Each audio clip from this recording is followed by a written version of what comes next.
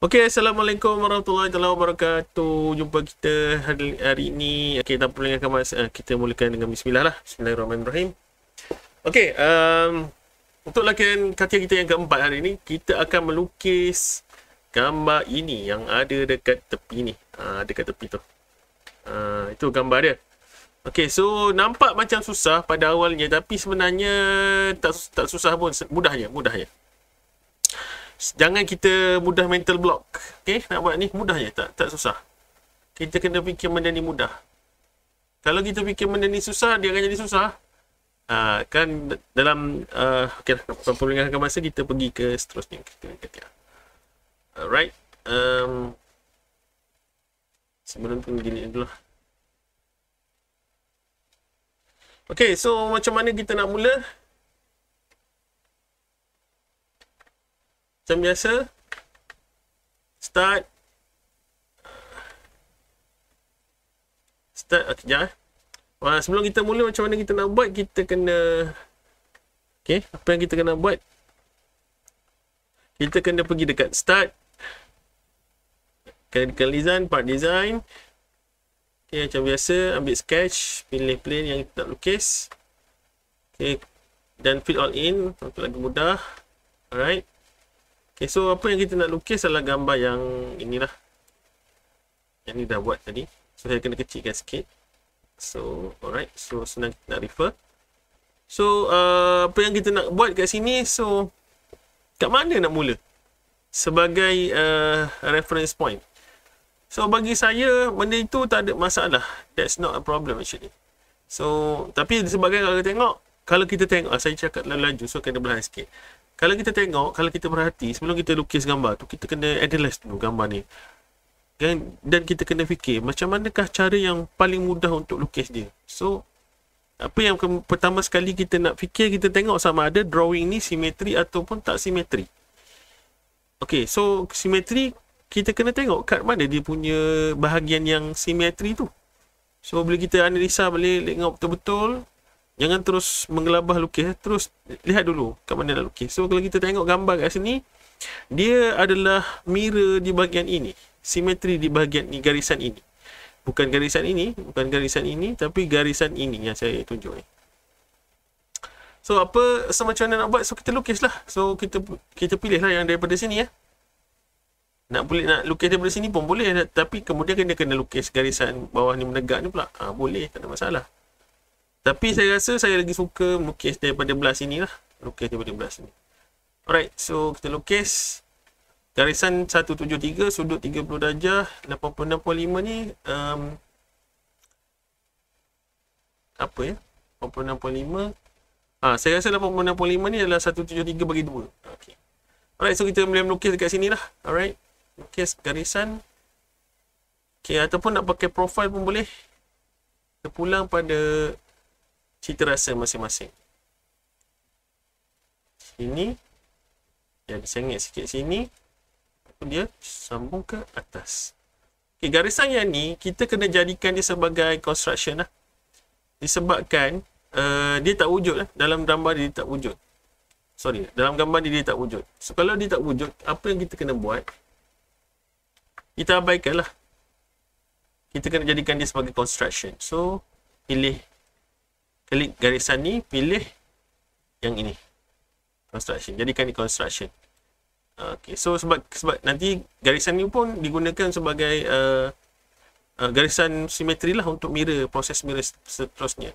Lepas kita klik, kita escape. Tekan escape. Sebab kalau kita tekan escape, kalau kita buat garisan seterusnya, contoh, dia masih akan jadi construction. Kalau kita kena escape dulu. Okay. Bila kita tengok, tekan escape ataupun klik pada ni supaya dia tak ada construction. Okay, alright. So seterusnya apa yang kita kena buat lah, kita ubah berdasarkan gambar yang diberikan lah, iaitu kalau kita tengok sudut dekat sini, sudut dia adalah 60 darjah. So kita kena bagi 2, 60 bagi 2 adalah 30 darjah. Dan panjang dia 173. Okay, mana? Okay, constraint sudut ni adalah 30 darjah.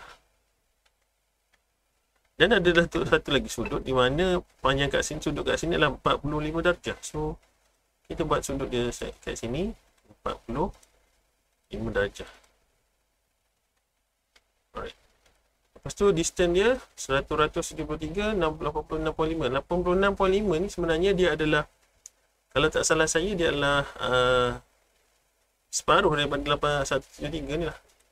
So maknanya bulatan yang ada kat sini dia berada di tengah-tengah lah. So kita letak dimension dia untuk 173 distance. Ok, fit all in untuk mudah, fit all in kat bawah ni.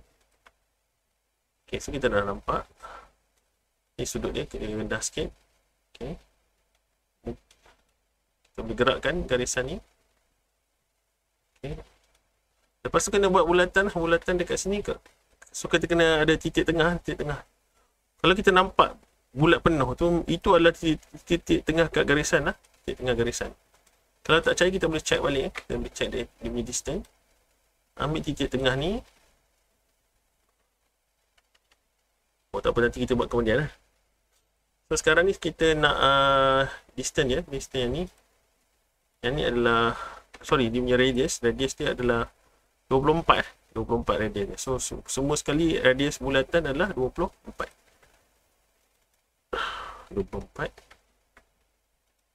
So kita trim yang mana patut. So trim yang lekuk ni dan trim garisan ni. Sekali lagi. Okay.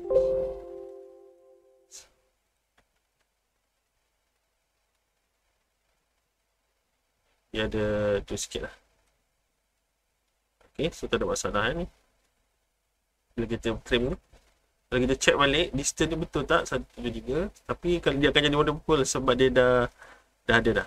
86.5 betul. Separuh daripada 173 adalah 86.5. Okey, seterusnya.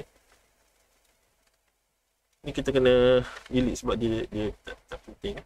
Kemudian seterusnya adalah bulatan di bawah ni. Mudah je. Nampak je susah. Klik kat sini dan kita buat dia punya radius dia adalah 24.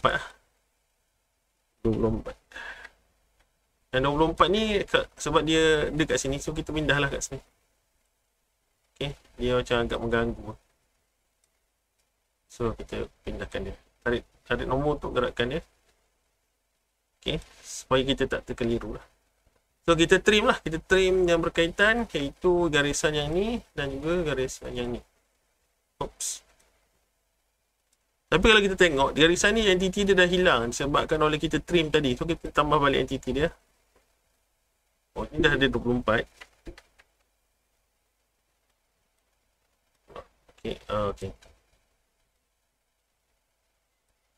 Disebab garisan, yap. Saya kena undo balik sebabkan dia punya garisan dia lari. Okey, saya buka tu.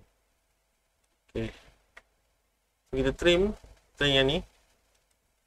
Okey, yang ni kalau kita tengok, dia sudah hilang dia punya entity dia. So, apa yang kita kena buat?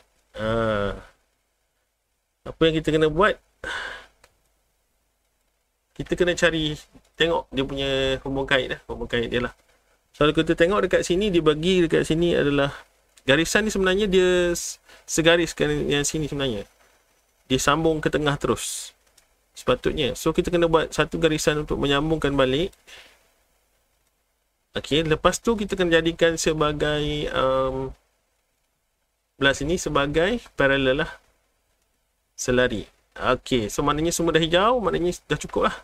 Dah cukup. So kita boleh buat proses terusnya, iaitu proses yang terakhir, iaitu proses mirror. Okay, mirror macam mana nak buat?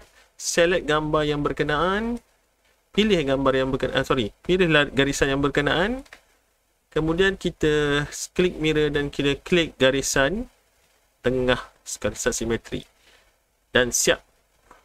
Okey, itu saja untuk latihan yang keempat. Terima kasih. Assalamualaikum warahmatullahi wabarakatuh.